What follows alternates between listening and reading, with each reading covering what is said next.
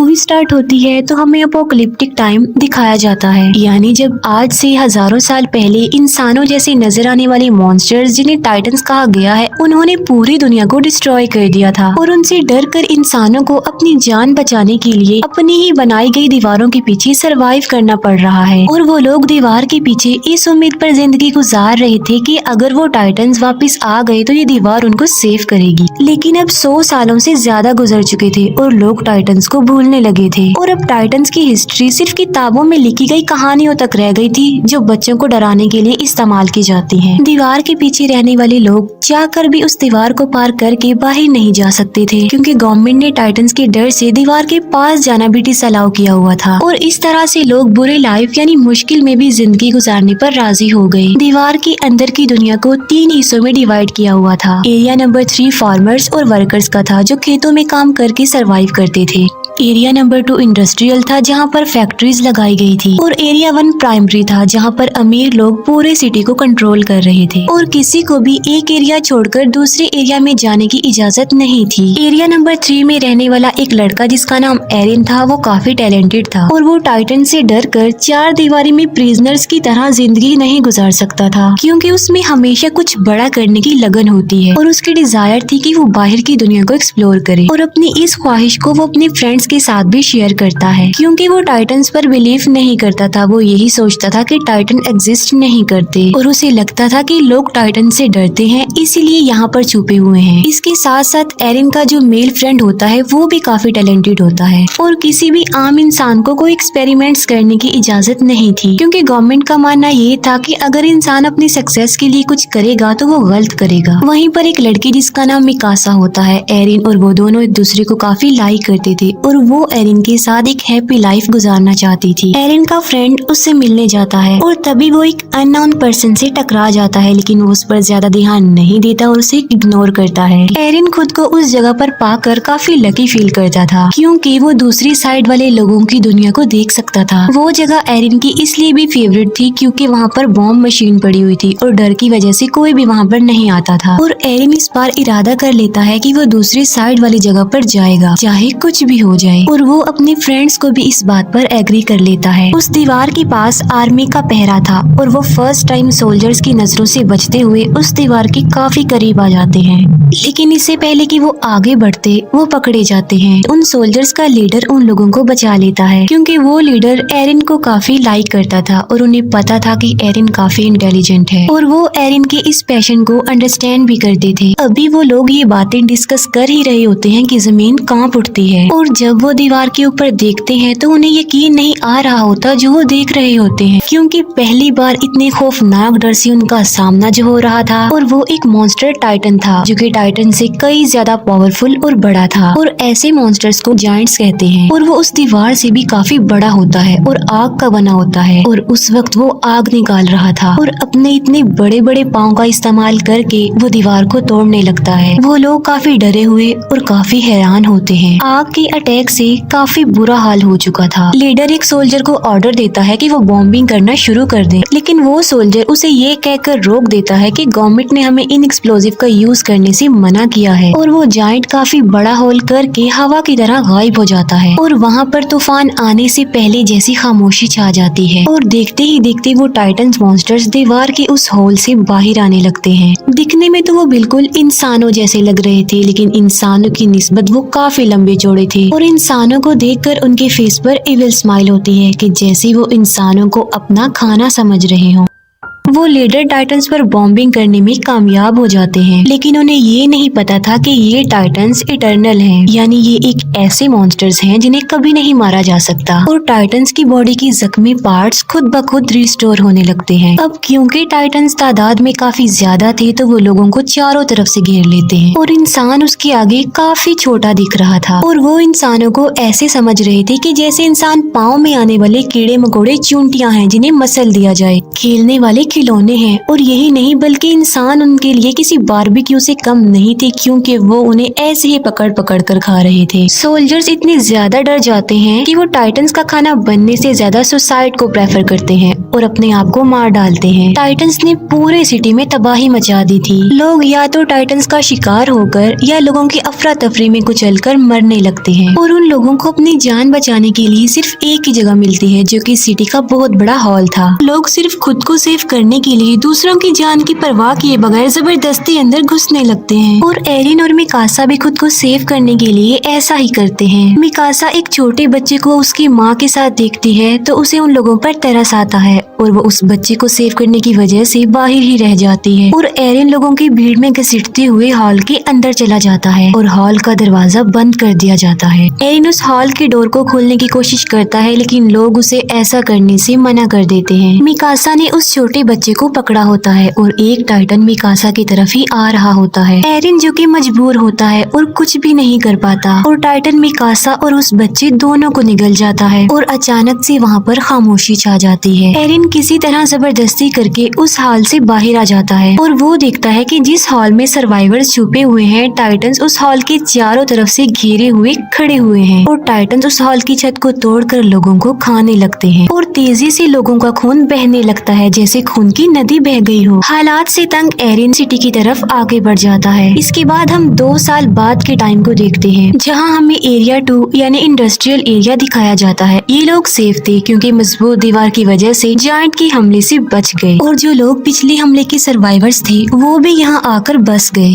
क्योंकि एरिया 3 यानी labours area में अभी भी टाइटन्स थे। अब क्योंकि उस एरिया में आने से लोगों की आबादी बढ़ गई थी तो खाने पीने की किल्लत पड़ जाती है, लोग भूख की वजह से मरने लगते हैं। अब एरिया 3 के बाकी सर्वाइवर्स के पास बचने का सिर्फ एक ही रास्ता था और वो था अपने एरिया को टाइटन से बचाने का, यानी टाइटन्स का मुकाबला करके वो अपने एरिया को बचा सकते हैं। टाइटन से लड़ने के लिए सोल्जर्स की एक टीम तैयार की जाती है जिनको 2 साल की सख्त ट्रेनिंग दी जाती है। अब इसमें एरिन और उसका फ्रेंड भी पार्टिसिपेट करते हैं क्योंकि मिकासा की मौत का बदला लेना चाहते थे वो लोग। एरिन को मिकासा की डेथ पर गिल्ट था कि उसने मिकासा को नहीं बचाया। उन लोगों को एक कमांडर लीड कर रहा था जिसका नाम कुबाल था। कमांडर कुबाल प्लान बनाता है कि वो अपने मिशन के लिए रात के अंधेरे में निकलेंगे। उनका मिशन ये था कि वो एरिया 3 के बड़े होल जहाँ से वो टाइटन्स आए थे उसे ब्लास्ट की मदद से बंद करने का। प्लान के अकॉर्डिंग वो हॉल के ऊपर वाले पार्ट पर ब्लास्ट करेंगे, जिससे होगा ये कि वो टूटा हुआ मलबा नीचे गिरेगा और उससे वो हॉल बंद हो जाएगा। और क्योंकि वो दीवार काफी मजबूत है तो ब्लास्ट के बावजूद भी टाइटन्स वहाँ से नहीं आ पाएंगे और अगर वो इस मिशन में सक्सेसफुल हो गए तो वो उन टाइटन्स को मार सकते हैं। और उन लोगों की आखिरी उम्मीद यही एक्सप्लोजिव था, यानी इस मिशन में या तो वो मार डालेंगे या मारे जाएंगे। वेपन्स हेड सब सोल्जर्स को अपने बनाए गए खास न्यू वेपन के बारे में बताती है जिसकी मदद से वो हवा में उड़ सकते हैं, क्योंकि उन्हें पता चल चुका था कि टाइटन्स की नेक पर अटैक करके उन्हें मारा जा सकता है और वो टाइटन्स दोबारा जिंदा भी नहीं होंगे। प्लान के मुताबिक वो रात के अंधेरे में अपने मिशन के लिए निकल जाते हैं, लेकिन अपने टारगेट तक पहुंचने से पहले ही उन्हें रास्ते में कुछ अजीब फील होता है और वो लोग चेक करने के लिए जाते हैं कि आखिर क्या गड़बड़ है। वो समझते हैं कि वो सिर्फ काउस की आवाज है और जब उन्हें रियलाइज होता है कि सब ओके है तो वो चल पड़ते हैं। फिर एक लेडी को किसी छोटे बच्चे के रोने की आवाज सुनाई देती है और वो सोचती है कि बच्चा मुसीबत में है और उसे हेल्प की जरूरत है और वो उसकी हेल्प करने के लिए आगे चेक करने के लिए जाती है। एरिन भी उसके पीछे पीछे जाता है और जब उन्हें बच्चा मिल जाता है तो वो देखते हैं कि ये तो टाइटन का बच्चा है और वो जायंट बच्चा उन्हें पकड़ने की कोशिश करता है और नीचे गिर जाता है और नीचे गिरते ही वो जोरों से रोने लगता है। उसकी आवाज सुनकर सब टाइटन्स जाग जाते हैं और उधर आने लगते हैं और उन लोगों को घेर लेते हैं और अब वो लोग काफी बड़ी मुश्किल में फंस चुके थे क्योंकि उनका सेल्फिश कमांडर कुबाल उन्हें इस मुसीबत में छोड़कर वेपन्स वाली गाड़ियां लेकर वहाँ से भाग चुका था। एरिन के फ्रेंड को टाइटन्स पकड़ लेते हैं लेकिन वो दूसरा सोल्जर आकर उसे बचा लेता है और अब वो लोग पूरी तरह से टाइटन से घिर चुके थे और अचानक से वहाँ पर टैलेंटेड टाइटन्स का शिकारी शिकीशिमा वहाँ पर आता है और उसने तकरीबन 10 से 15 टाइटन्स को मार डाला था और शिकीशिमा के साथ एक और बहादुर सोल्जर थी और वो थी मिकासा। जी हाँ, वो जिंदा थी। दोनों मिलकर बहादुरी से अपने फास्ट वेपन्स का यूज करके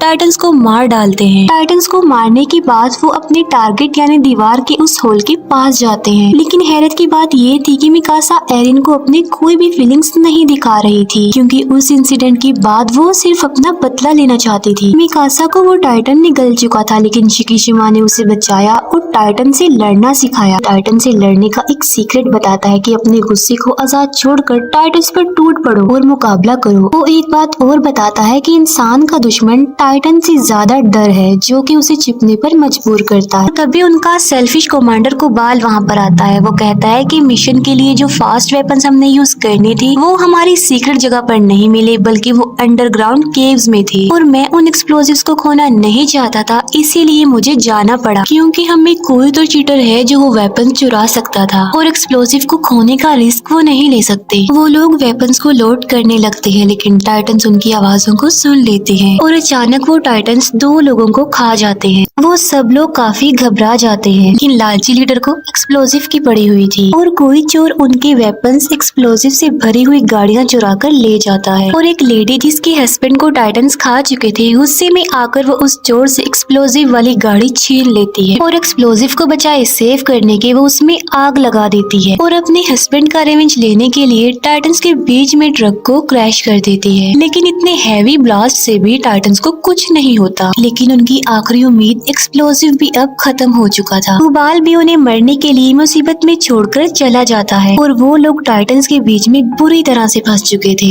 एरिन भी अब हिम्मत हार चुका था, लेकिन फिर उसे शिकीशिमा की गुस्से वाली बात याद आ जाती है और वो अपने गुस्से को आजाद छोड़कर टाइटन से मुकाबले के लिए जाता है और वो उन टाइटन्स का मुकाबला करते हुए कुछ टाइटन्स को मारने में कामयाब भी हो जाता है। और फिर फाइट के दौरान टाइटन से मुकाबला करते हुए उसका एक पाँव टूट जाता है और एक टाइटन एरिन के फ्रेंड को पकड़ लेता है। सब लोग एरिन के फ्रेंड को बचाने के लिए लड़ते हैं ताकि वो टाइटन उसे निगल ना जाए। एरिन अब पूरी तरह से हिम्मत हार चुका था और वो डिसअपॉइंट हो चुका था कि वो किसी भी तरह लोगों की हेल्प नहीं कर पा रहा है, लेकिन वो फिर भी हार ना मानते हुए हिम्मत करके उठता है और बिल्कुल ठीक वक्त पर वो अपने फ्रेंड को उस टाइटन का खाना बनने से बचा लेता है। लेकिन उसे सेव करते करते वो अपना एक हाथ भी खो बैठता है और आखिरकार एक टाइटन उसे निगल लेता है और एरिन देखता है कि वो इस खतरनाक टाइटन के पेट में आ चुका है और आहिस्ता आहिस्ता डाइजेस्ट हो रहा है। ये देखकर मिकासा कंट्रोल से बाहर होकर उस टाइटन पर अटैक कर देती है, लेकिन किस्मत उनका साथ नहीं दे रही थी और मिकासा क्रैश हो जाती है क्योंकि उसका गियर खराब हो चुका था। और अब मिकासा को अपनी मौत अपने सामने नजर आ रही थी क्योंकि वही टाइटन उसकी तरफ भी आ रहा था।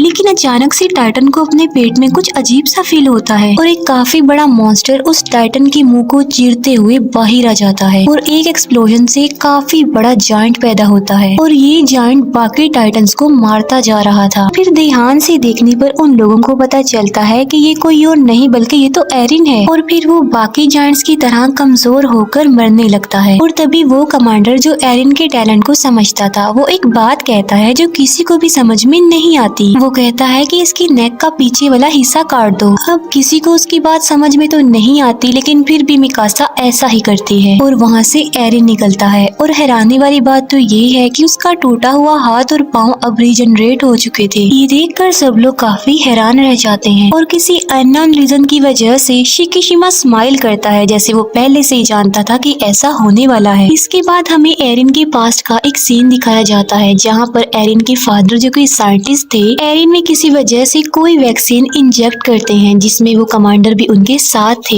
एरिन की मदर उन लोगों को ऐसा करने से मना करती है, जिसके जवाब में वो कहते हैं कि इस वैक्सीन की वजह से एरिन बड़े होकर लोगों की जिंदगी बचाने में एक बड़ा रोल अदा करेगा। इतनी ही देर में कुछ गवर्नमेंट ऑफिसर्स उनके दरवाजे पर नॉक करते हैं और एरिन के फादर एरिन और उस कमांडर को एक रूम में छुपा देते हैं। उन गवर्नमेंट ऑफिसर्स में कुबाल भी शामिल था और उन लोगों को पता चलता है कि एरिन के फादर किसी खुफिया एक्सपेरिमेंट्स पर काम कर रहे हैं और आम लोगों को तो किसी इन्वेंशन एक्सपेरिमेंट्स की इजाजत नहीं थी। और पनिशमेंट के तौर पर वो ऑफिसर्स एरिन के पेरेंट्स को अरेस्ट करके ले जाते हैं और साथ ही उनके एक्सपेरिमेंट्स को भी जला दिया जाता है। और यही वजह थी कि वो कमांडर एरिन को इतना लाइक करते थे उसकी इस खूबी की वजह से। और उन्हें ये भी पता था कि इस वैक्सीन की वजह से एरिन और ज्यादा पावरफुल बन गया ताकि वो लोगों की जिंदगियों को सेव कर सके। एरिन की आँख खुलती है तो वो देखता है कि कुबाल ने उसे कैद किया हुआ है और एरिन को खुद भी इस बात पर यकीन नहीं आ रहा था कि क्या वो वाकई एक जायंट में बदल गया था। लेकिन साथ साथ उसे खुद पर प्राउड भी फील हो रहा था कि आखिर उसमें एक ऐसी खूबी है जो कि टाइटंस के खिलाफ इंसानों की मदद करने में इम्पोर्टेंट रोल अदा कर सकती है। लेकिन एरिन कोबाल के लिए एक खतरा था जिसकी वजह से वो उसे प्रिजनर बना के रखता है, क्योंकि वो सोचता था कि इंसानों को नए एक्सपेरिमेंट्स और इन्वेंशन करने की कोई जरूरत नहीं है, बल्कि इंसानों को डरपोक बनकर डरते हुए ही उस दीवार के पीछे जिंदगी गुजारनी चाहिए। वो कमांडर जब एरिन की फेवर में बोलता है तब कोबाल उसे शूट करके मार डालता है, लेकिन मरने से पहले वो कमांडर एरिन को एक राज की बात बताता है कि कोबाल ही तुम्हारे पेरेंट्स का कातिल है। ये सुनते ही एरिन और उसके साथी कोबाल के अगेंस्ट हो जाते हैं और तभी अचानक से वहाँ पर पावरफुल जायंट जंप करके आ जाता है और वो आते ही सबसे पहले एरिन को पकड़ लेता है। वो लोग उसे रोकने की कोशिश करते हैं लेकिन वो सबको अपने रास्ते से हटा रहा था। वो एरिन के एक फ्रेंड को भी मारने की कोशिश करता है लेकिन मिकासा उसे ऐसा करने से रोक देती है और ऐसा लग रहा था कि शायद वो मिकासा की बातों को अंडरस्टैंड कर रहा था और वो एरिन को अपने साथ लेकर निकल जाता है और इस सारी फाइट पे कोबाल मारा जाता है। अब क्योंकि एरिन भी उनके पास नहीं था तो उन्हें समझ में नहीं आ रही थी कि क्या किया जाए। फिर एरिन के फ्रेंड को याद आता है कि उनके पास अभी भी एक एक्सप्लोजिव है जिसे वो यूज करके अभी भी अपना मिशन पूरा कर सकते हैं और वो सब लोग बॉम्ब को रिकवर करने के लिए एरिया 3 में चले जाते हैं। एरिन की आंख एक काफी बड़े और अजीब से रूम में खुलती है और उस रूम में कुछ चीजों के अलावा शिकिशिमा भी था और यहाँ पर शिकिशिमा बहुत सी बातों को रिवील करता है कि ये टाइटन्स इंसानों के ही बनाए गए हैं, जिनको किसी और ने नहीं बल्कि एरिन के फादर ने ही बनाया था और उन्होंने ये टाइटन्स आर्मी वेपन्स के लिए बनाए थे, लेकिन उनका एक्सपेरिमेंट फेल हो जाता है, जिसका बैड इम्पैक्ट ये पड़ा कि वायरस तेजी से इंसानों में फैलता गया और इंसान तेजी से टाइटन्स में बदलते गए और उन्होंने दुनिया में तबाही मचा दी।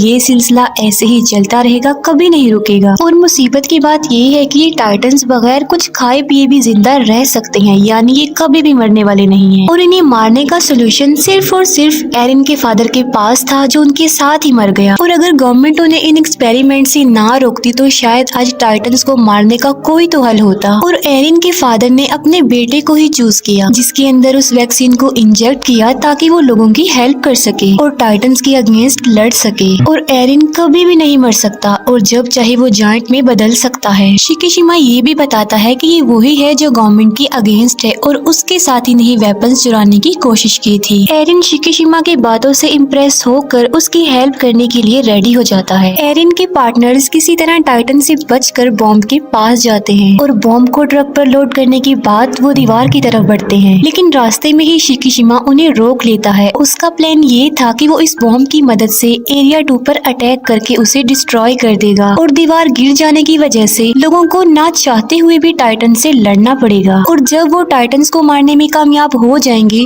तो वो लोग बाद में गवर्नमेंट को ही खत्म कर देंगे, क्योंकि गवर्नमेंट की वजह से ही उन्हें इन हालात का सामना करना पड़ रहा है। लेकिन एरिन और उसके फ्रेंड उसकी इस बात पर इसीलिए एग्री नहीं कर रहे थे क्योंकि इसमें बेकसूर लोग मारे जा सकते थे और इसीलिए एरिन और शिकिशिमा में फाइट हो जाती है। शिकिशिमा जल्दी से खुद को मार कर जायंट में तब्दील कर लेता है और यहाँ पर हमें ये पता चलता है कि शिकिशिमा में भी वो खूबी थी कि वो टाइटन बन सकता था और ये वही जायंट था जो एरिन को किडनैप करके ले गया था। और टाइटन बनने के लिए उन्हें अपनी ही जान लेनी पड़ती है और जब वो एक बार टाइटन बन जाते हैं तो उनकी असली बॉडी नेक के पीछे टाइटन वाले रूप को कंट्रोल करती है। लेकिन इन जायंट्स की लाइफ टाइटन्स की निस्बत काफी कम होती है क्योंकि ये वैक्सीन से बने होते हैं, क्योंकि बाकी टाइटन्स वायरस फैलने से बने थे इसीलिए वो नहीं मरते। एरिन और शिकिशिमा के बीच जोरदार फाइट होती है। शिकिशिमा एरिन पर भारी पड़ जाता है लेकिन बाद में एरिन अपनी फाइटिंग स्किल से शिकिशिमा को हरा देता है और एरिन प्लान के मुताबिक बॉम्ब को दीवार के ऊपर वाले पार्ट में ब्लास्ट करने में कामयाब हो जाता है। और तब वो सब हैरान रह जाते हैं ये जानकर कि कोबाल मरा ही नहीं था और वो कहता है कि एरिन को मेरे हवाले कर दो, क्योंकि वो नहीं चाहता था कि कोई भी इंसानों की हेल्प करे, बल्कि इंसानों को डर कर दीवारों के पीछे ही छुपे रहना चाहिए। और गुस्से में आकर एक फीमेल